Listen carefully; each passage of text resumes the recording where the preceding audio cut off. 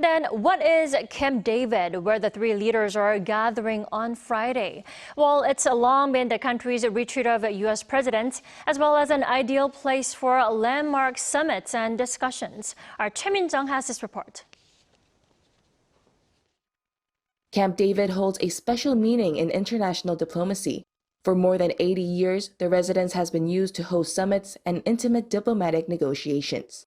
In 1943, the United Kingdom's Prime Minister Winston Churchill attended the first such meeting to discuss the Second World War with U.S. President Franklin D. Roosevelt. In 1978, leaders of Egypt and Israel held peace talks mediated by the U.S. in what we now know as the Camp David Accords.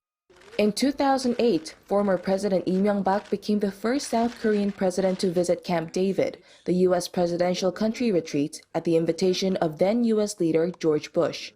On August 18th, President Biden will host South Korea's President Yoon Suk-yeol and Japan's Prime Minister Fumio Kishida at the venue for their first-ever standalone summit.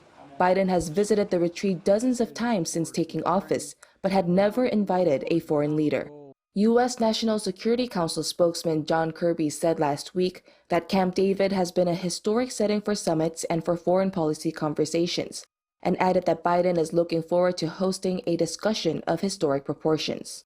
An expert pointed out that the trilateral meeting set to be held at the presidential retreat is in stark contrast to North Korea, China, and Russia's display of solidarity at the recent military parade held in Pyongyang.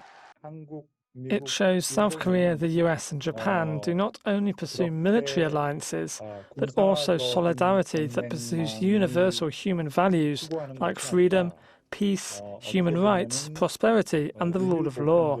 To achieve this, they are strengthening solidarity in a fairly relaxed atmosphere.